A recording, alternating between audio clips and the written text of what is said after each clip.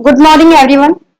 आज की क्लास में हम संधि का टॉपिक पढ़ेंगे जो कि बोर्ड क्लास में आपको 2 मार्क्स दिला के जाएगा। तो आप लोग आज की क्लास का जो चर्चा का विषय है वो है संधि का टॉपिक। तो आप लोग शुरू से अंत तक बने रहिए और कोई भी क्वेरी है आप कमेंट बॉक्स में जरूर लिखें। सबसे पहले क्वेश्चन किस तरह से आएंगे आपके बोर्ड एग्जाम में वो देख लो आप।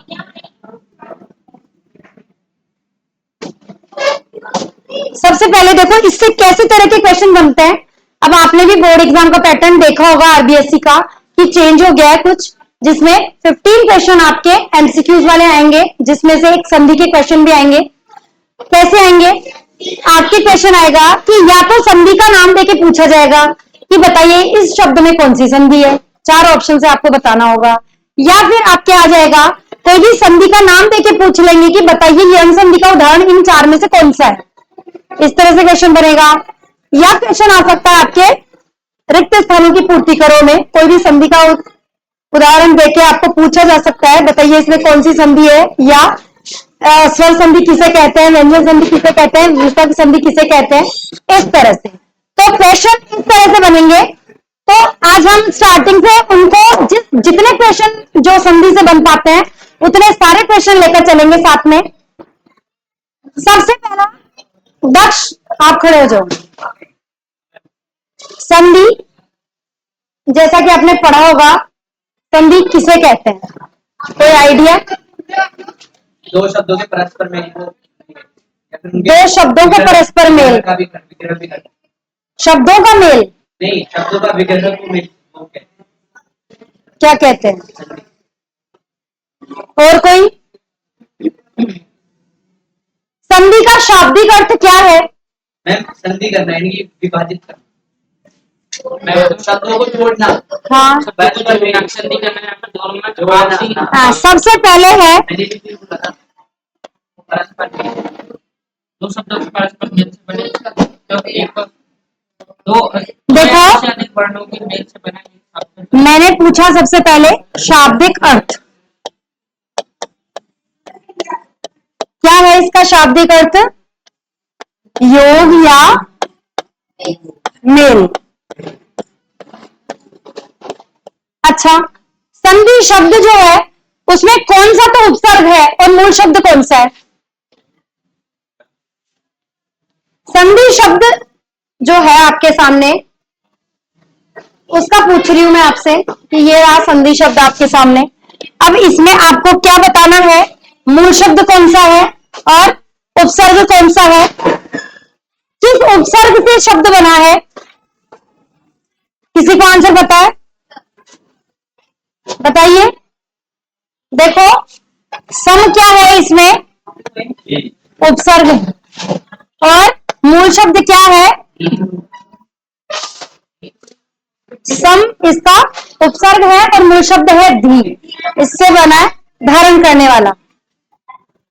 तो इस तरह से शब्द हुआ संधि। एक और क्वेश्चन कि संधि का आपको वहां पर विलोम शब्द पूछे तो क्या होगा? हाँ, विपरीतार्थक या विलोम शब्द। संधि का क्या विपरीत अर्थ होता है या विपरीतार्थक शब्द कौन सा है? अगर किसी को आंसर आता है तो हैंड रेज करो।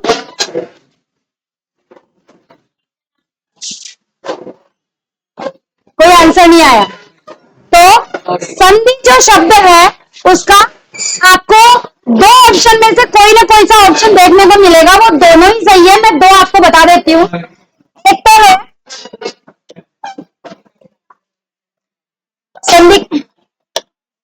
संधि का विलोम बता रही हूं मैं, है ना आपको।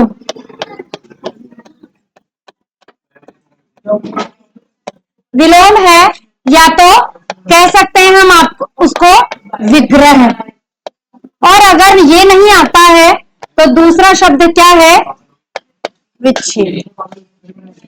संधि विच्छेद या संधि विग्रह, ये संधि के क्या है, विलोम शब्द है। दोनों में से आपको ये नहीं तो ये मिलेगा देखने में ऑप्शन में। हाँ, विलोम में इसका विपरीतार्थक है ये। आशीष क्या है इसका आंसर? संधि का विपरीतार्थक क्या होता है? खड़े होके आंसर दो।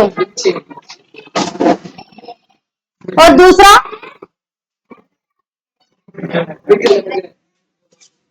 हाँ, दूसरा उसका विग्रह है। तो ये तो था एक बेसिक क्वेश्चन। नहीं, ये था उस शब्द का हमने पूरा एनालाइज कर दिया कि वो उसमें क्या है, किसके बारे में हम पढ़ेंगे। अब है संधि कहते किसे हैं, किसका मेल होता है? दो वर्णों का होता है। वर्णों का मेल होता है, शब्दों का नहीं होता दो है। वर्णों के परस्पर मेल से बना हुआ शब्द। हाँ हाँ, यहाँ पर दिया हुआ है दो वर्णों को। अब आपसे मैं ये पूछूं कि ये वर्ण क्या है, किसे कहते हैं वर्ण? हम लोग कहते हैं किसे कहते हैं वर्ण? आपने ये पढ़ तो लिया, लेकिन आपको अर्थ का पता होना चाहिए ना कि ये वर्ण कौन से हैं, कि जिसका संयोग होगा या उससे विकार होगा, तो उसका क्या रिप्लाई रहेगा आपका?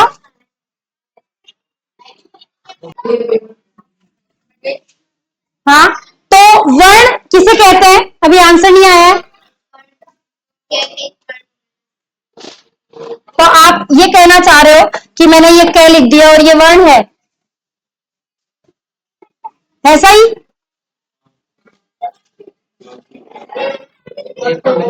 वर्ण जो है वो क्या होता है? वर्ण जो है किसी भी शब्द की सबसे छोटी इकाई है, सबसे छोटी इकाई जिसके टुकड़े अब नहीं किए जा सकते। जैसे अब इसके तो टुकड़े में कर सकती हूँ, देखो क प्लस ए मैंने कर दिया टुकड़ा, लेकिन ये वर्ण, ये है वो वर्ण कहलाया। अब इसको तोड़ सकते हो क्या आप? तो ये वर्ण है जिसमें स्वर नहीं है, इसका अब टुकड़ा नहीं हो सकता। तो ये क्या है? वर्ण है। दो वर्णों या ध्वनियों, ध्वनियों का इसने इसलिए दे दिया क्योंकि वर्ण और ध्वनि सेम चीज है, बस वर्ण को हम लिखते हैं और ध्वनि को हम बोलते हैं, साउंड होता है ना हमारा। वर्ण तो क्या है? उच्चरित। ध्वनि तो क्या है? उच्चरित भाषा की सबसे छोटी इकाई है, वो है ध्वनि। लेकिन लिखित भाषा की सबसे छोटी इकाई क्या है? वर्ण। बस इतना ही फर्क है इन दोनों में, सबसे छोटी इकाई है ये। लेकिन ये तो उच्चरित भाषा, ये तो उच्चरित भाषा की है और ये लिखित भाषा की है, इतना ही फर्क है। तो उनके संयोग से होने वाला विकार, उन दोनों को जब हम मिलाते हैं, जैसे कोई भी एग्जाम्पल दूं मैं, यहां लिखा हुआ है विद्यालय, अब इसका विग्रह में करूंगी तो क्या होगा? विद्या प्रसाद। सबको पता है क्योंकि रटा हुआ है ना, चीजें रटी हुई होती है तो हम अच्छे से फटाक से बता देते हैं, लेकिन उनके पीछे का फैक्ट क्या है या एग्जाम में क्या आने वाला है किसी को नहीं पता है। इसलिए हम उसके नियमों को समझे तो शायद हम कुछ भी आ जाए एग्जाम में हम तैयार रहेंगे। देखो यहाँ पर क्या है? ध्या, आगा साउंड है, इधर क्या है? आ। मतलब यहाँ पर आ मिलकर क्या बना रहा है? आ बना रहा है। अब यहाँ पर जैसे मान लो मैंने और एक एग्जांपल लिया, आप सोचोगे कि आ और आ तो आ ही बनाएगा, लेकिन एक एग्जांपल और लो, इधर ले लेते हैं। देखो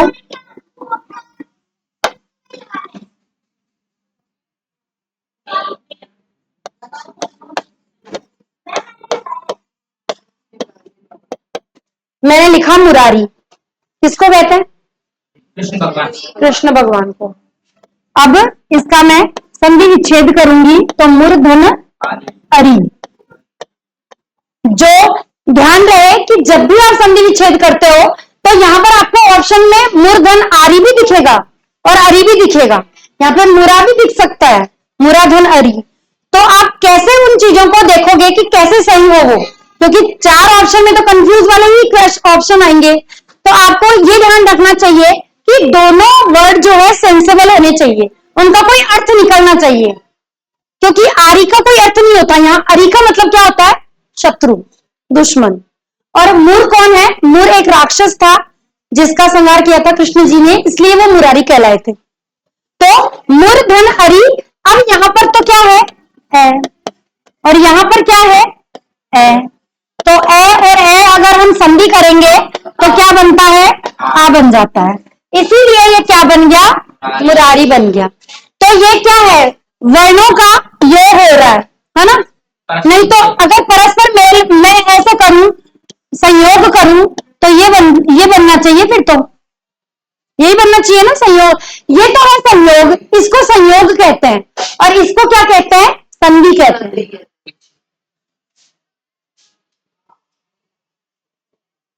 तो यहां हम समझ रहे थे इसको, जो देखो आप पहले, सबसे पहले याद करनी है आपको संधि की परिभाषा जो आ सकती है। तो दो वर्णों या ध्वनि के संयोग से होने वाले विकार, विकार यानी चेंज, परिवर्तन, परिवर्तन ही हुआ ना, ए और ए को मिला के क्या बना दिया, आ बना दिया। और बहुत सी हम संधियों में पढ़ेंगे कि बहुत कुछ चेंज हो जाएगा, मतलब दो को मिलाएंगे तो कोई तीसरा ही बन जाएगा, ऐसा भी आएगा, लेकिन हम वो नियमों में पढ़ेंगे। सिर्फ मैंने आपको एक एग्जाम्पल बताया है यहाँ छोटा सा। उस परिवर्तन को क्या कहते हैं, संधि कहते हैं। ये क्या है, परिभाषा है ना, सिर्फ परिभाषा है। फिर है संधि करते समय कभी कभी एक अक्षर में, कभी कभी दोनों अक्षरों में परिवर्तन होता है, और कभी कभी दोनों अक्षरों के स्थान पर क्या आ जाता है, कोई तीसरा ही बन जाता है। इस संधि पद्धति द्वारा भी शब्द रचना होती है। संधि का शाब्दिक अर्थ ये रहा यहाँ पर, क्या है, योग अथवा मेल। एक क्वेश्चन बन गया, ये संधि किसे कहते हैं, परिभाषा लिखिए। तो परिभाषा लिखिए, उदाहरण सहित लिखिए, तो आपके आंसर आ जाएंगे। अब दूसरा क्वेश्चन है कि संधि और संयोग में क्या अंतर है, या शब्द दे सकता है कि किस शब्द में संधि और संयोग दोनों है। कुछ ऐसे शब्द भी होते हैं, जैसे दक्ष बताएगा, ऐसे कोई शब्द ढूंढ के, कि जो संधि और संयोग दोनों का वो हो, उदाहरण हो, ऐसा कोई शब्द बताओ।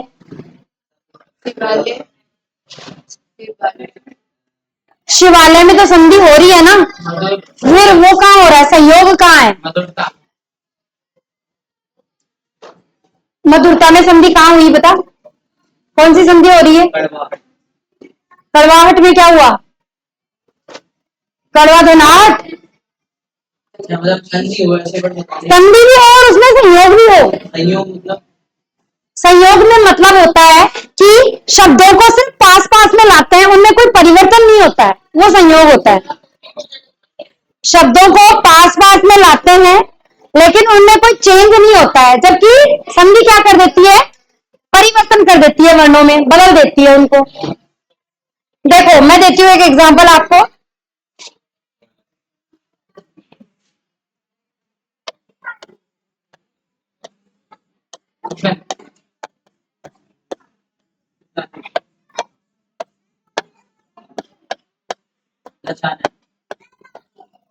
नहीं, उसमें तो संधि है, संयोग का है। अब देखो, अब मैं यहां करूंगी हूं धन शासन, ये तो क्या कहलाएगा, ये तो क्या कहलाएगा, संयोग। ये तो क्या कहलाएगा, क्योंकि मैंने कुछ बदला, इसको एज इट इज लगा दिया, इसमें प्लस का साइन लगाया बस, और यहाँ पे पूरा ऐसा का ऐसा लिख दिया। कु यानी बुरा, शासन आप जानते ही हो, तो बुरा शासन के लिए शब्द क्या यूज होगा, कुशासन। अब इसको देखो, कुश धन आसन, यहां पर संधि हो रही है, दीर्घ संधि। कुश, कुश का मतलब होता है एक तरह की घास होती है, जिससे पायदान, वो जो आसन होते हैं ना, आसन ऋषि मुनियों के आसन आपने देखे होंगे, वो उस घास से बनाए जाते हैं। कुशा, कुशा डाब को भी कहते हैं। आपको पता है वो चंद्र ग्रहण वगैरह, सूर्य ग्रहण वगैरह होते हैं, तो हमारे किचन में वो डाब ला के डालते हैं। हाँ, खेतों में मिल जाती है आसानी से, उसको कहते हैं कुशा। और उससे ऋषि मुनियों के जमाने में आसन बनाए जाते थे बैठने के। हाँ, तो यहाँ पर ए और आ मिलके क्या बना रहा है, आ ही बना रहा है। तो ये क्या है, इसमें तो संधि हो गई, और इसमें क्या हो गया, संयोग हो गया। समझ गए इन दोनों का अंतर, एक ही शब्द में है। तो वहां ऑप्शन में ऐसे भी आ सकता है कि कौन सा ऐसा शब्द है जिसमें संधि भी है और संयोग भी है। तो अपने को पूरा ओवरऑल 100% इसको क्लियर करना है, ताकि हमारा जो एक क्वेश्चन आए, 2 क्वेश्चन आएंगे, वो गलत नहीं हो। यहां तक तो समझ गए होंगे कि संधि किसे कहते हैं, संधि और संयोग में क्या अंतर है। अब हम पढ़ेंगे संधि के भेद पर जाएंगे कि संधि कितने प्रकार की होती है। कितने प्रकार की होती है?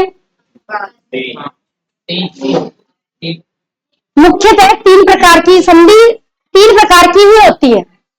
कौन कौन सी?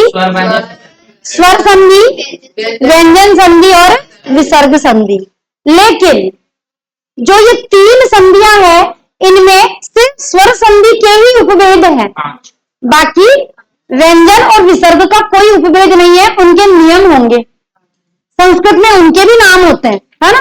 संस्कृत में तो आप व्यंजन संधि के भेद पढ़ते हो, लेकिन हालांकि आप जो भेद पढ़ते हो ना, उनके जो नियम है वो सिर्फ वहां संस्कृत में चलते हैं, यहाँ हिंदी में चलता है। बाकी नियम वैसे ही रहेंगे हिंदी में भी, लेकिन उनके नाम अलग हो जाते हैं। अपने यहाँ व्यंजन और विसर्ग में क्या चलते हैं? नियम चलते हैं।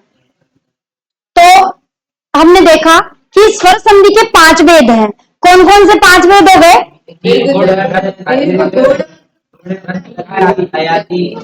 और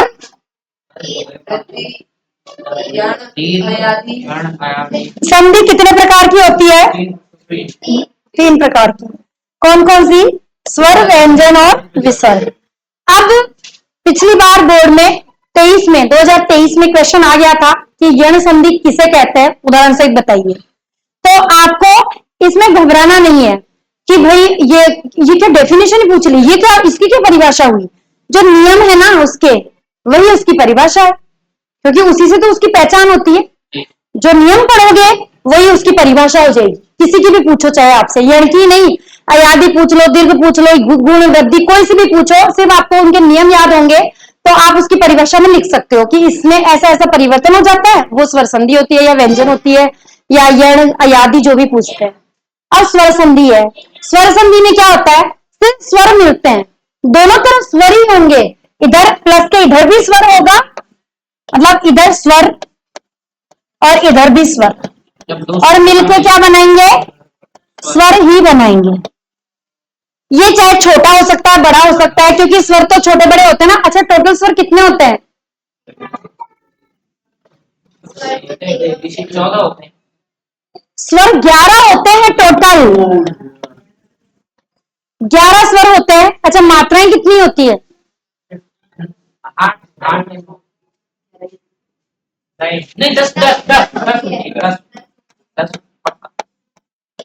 एक मात्रा नहीं है, 10 मात्राएं टोटल 10 होती है, क्योंकि ए की कोई मात्रा नहीं लगती है, तो 10 मात्राएं होती है। 11 स्वर में आप ऐसे लेके औ तक बोल लो, और अंग अह जो होते हैं वो अयोगवाह होते हैं, वो स्वर में नहीं गिने जाते, अयोगवाह कहते हैं उनको। इसलिए 10 तो मात्राएं होती है हमारी और 11 स्वर होते हैं। अच्छा, व्यंजन कितने होते हैं? 52 नहीं होते, 52 में से 11 माइनस 43 होते हैं। 33 व्यंजन 33 होते हैं, यानी 33 तो व्यंजन होते हैं और 11 स्वर होते हैं। तो कुल वर्ण कितने हो गए? 44 होते हैं। मूल वर्ण जो होते हैं, मूल वर्ण कहते हैं इनको, ये 44 होते हैं। अब हम इन पे ध्यान देंगे आगे कि स्वर संधि की परिभाषा आ जाती है, तो आप क्या परिभाषा दोगे? स्वर के साथ स्वर का मेल होने, किया ना मैंने, स्वर के साथ स्वर का मेल होने से क्या बना? स्वर ही बना। उससे जो विकार होगा, परिवर्तन होगा, उसे स्वर संधि कहते हैं। स्वर संधि के कितने भेद बताए मैंने आपको? 5 भेद बताए। कौन कौन से बताए? नाम याद कर लेना उनके। सबसे पहला है दीर्घ संधि। सबसे पहली कौन सी है? दीर्घ संधि। अब इसमें क्या है, नियम चलेंगे। वैसे तो आप इसके माध्यम से अगर समझना चाहो, वो बाद में मैं आपको थोड़ा सा इजी सिखा देती हूँ, क्योंकि किताबी भाषा कई बार समझ नहीं आती है। इसका सिर्फ मैं आपको इतने से बॉक्स में पूरी दीर्घ संधि आ जाएगी, कवर हो जाएगी। बस आपको वो चीज याद रखनी है और उसको इस नियम को उसमें लगाना है शब्द पे, बस आपकी दीर्घ संधि क्लियर है। सुनो, इधर ए आ हो और इधर भी ए आ हो, क्या बनेगा? आ बनेगा। ठीक, कहने का मतलब है कि प्लस जो लगाया ना मैंने, कि इधर भी ए या आ में से कोई हो और इधर भी ए या आ में से कोई हो, तो क्या बनेगा? क्या बनेगा? अब देखो इसका एग्जाम्पल देख लो, आप देख लो एक बार। जैसे मैंने शब्द लिखा दे वाले, जैसे मैंने ये थोड़ा सा इजी हो गया, एक बार और शब्द दे देती हूँ। अब देखो,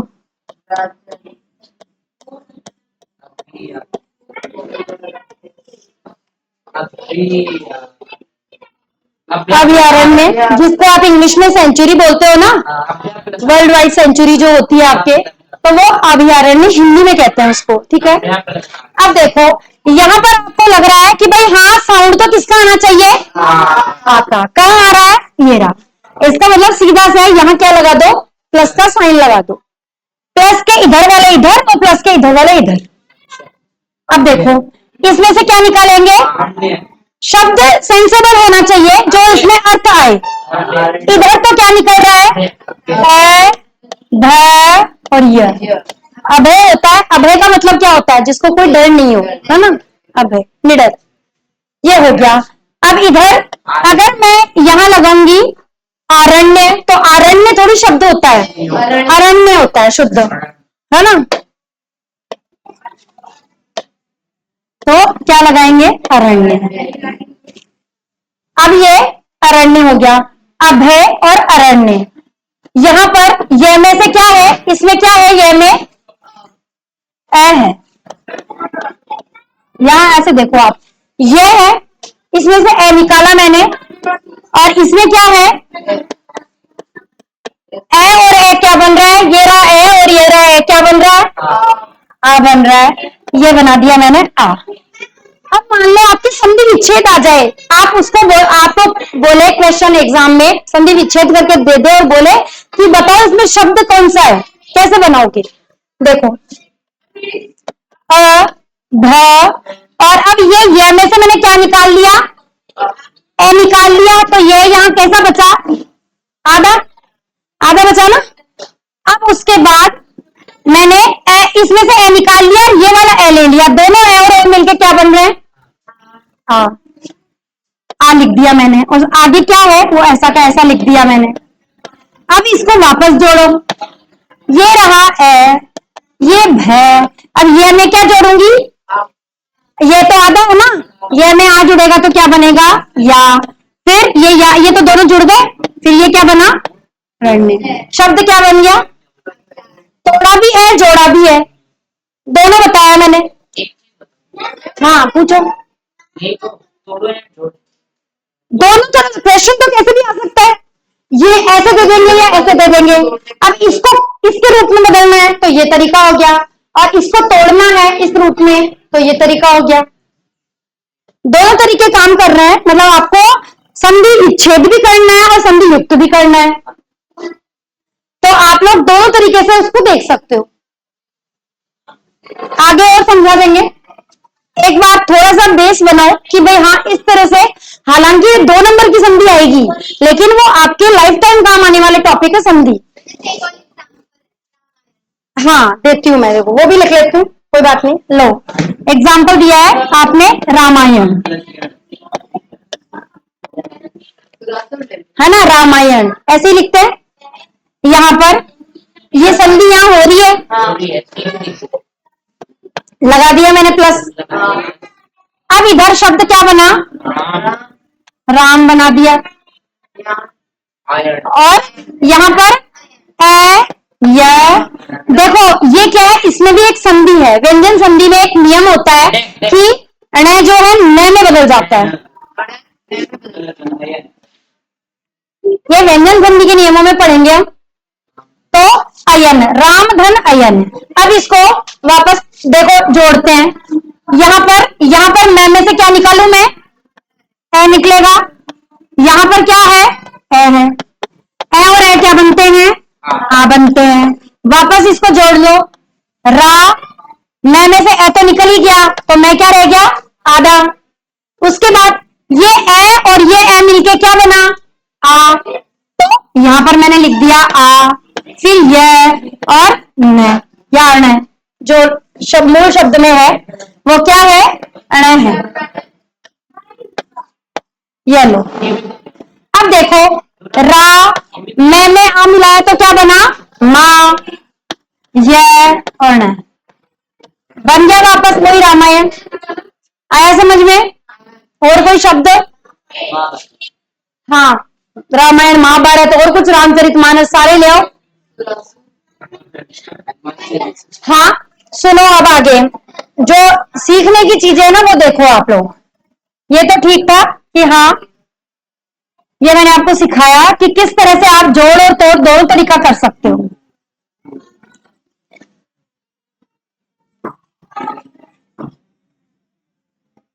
अब देखो कौन सा नियम दूसरा, ई, इधर ई हो और इधर भी ई हो, सॉरी,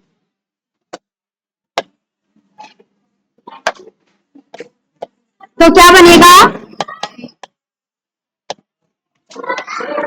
ई बनेगा, बड़े ही बनेंगे। दीर्घ का मतलब क्या होता है, बड़ा, तो यहाँ पर सब बड़े ही बनेंगे। और इधर भी एग्जाम्पल सब एक साथ लिख लेंगे, ऊ और ऊ भी क्या बनेगा, ऊ और ऊ भी क्या बनेंगे, बड़ा ऊ बनेंगे। ये इसके नियम है। बाकी री भी बनता है, लेकिन इसका कोई एग्जाम्पल नहीं आता है। री वाला संस्कृत में चलता होगा, बाकी हिंदी में नहीं चलता है। तो अब इसका एग्जाम्पल ले लो, ई का,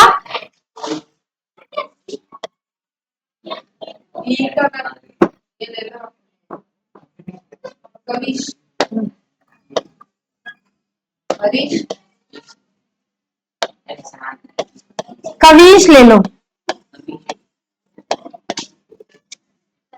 अब इसमें भी यहां दिख रहा है कि ई है, तो संधि यही होगी, प्लस का साइन लगा दो यहाँ। अब इसमें से देखो, शुद्ध शब्द होता है वो इश नहीं होता है, शुद्ध शब्द क्या होता है, ईश।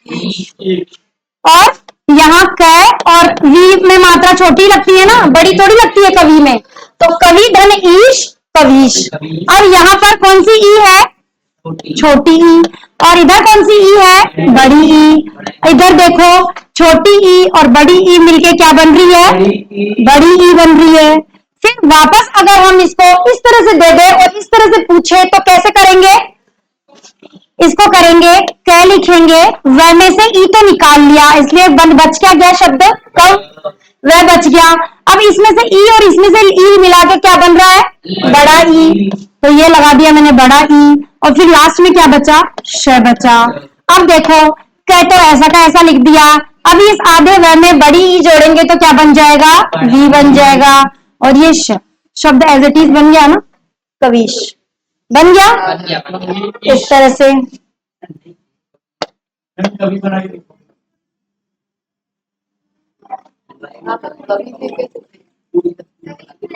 हर शब्द में संधि नहीं होती है, ध्यान रहे। हाँ, फिर यहां मैंने बताया कवीश। अब है इसका एग्जाम्पल दो, ऊ का, जैसे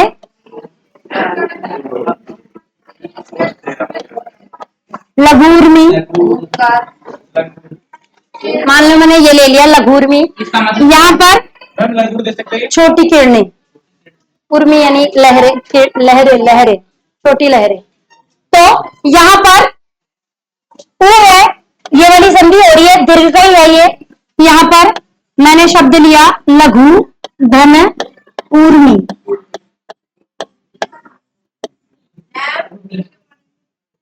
लहरें होती है, ऊर्मी का मतलब लहर होती है। यहाँ पर छोटा ऊ है और यहाँ पर बड़ा ऊ है, मिलके ये रहा छोटा ऊ बड़ा ऊ, मिलके क्या बन रहा है, बड़ा ऊ। उसके बाद अगर इस तरह से आ जाए और पूछे कि शब्द बनाओ, तो कैसे सीखो, उसको बनाना की कोशिश करोगे, ऐसे घ में से ऊ निकाल दिया है तो घ क्या हो गया, आधा, आधा रह गया ना, ऊ तो निकाल लिया। अब उसके बाद में ये ऊ और ये ऊ मिलके क्या बन रहा है, बड़ा ऊ। फिर पीछे का ऐसा लिख दिया। अब देखो ल घ में ऊ जोड़ेंगे तो कौन सा ऊ बन जाएगा, बड़ा ऊ। और फिर ये लो लगूर बन गया।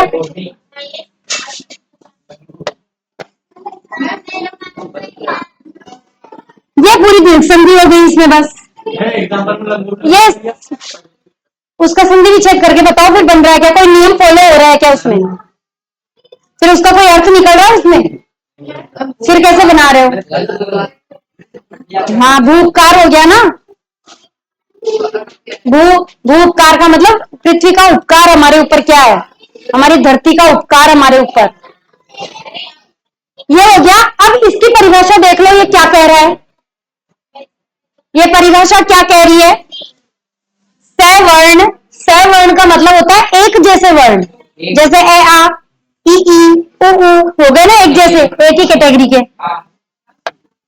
तो क्या बोल रहा है ये, सवर्ण ऋस्व या दीर्घ स्वर हो, ऋस्व और दीर्घ स्वर जो होते हैं जब हम पढ़ते हैं उनका तो भेद होते हैं, 3 प्रकार के स्वर होते हैं, ऋस्व स्वर, दीर्घ ऋस्व स्वर, दीर्घ स्वर और प्लुत स्वर। एक प्लुत भी होता है, जैसे इसमें प्लुत स्वर है, क्योंकि ये अंत नहीं होता है,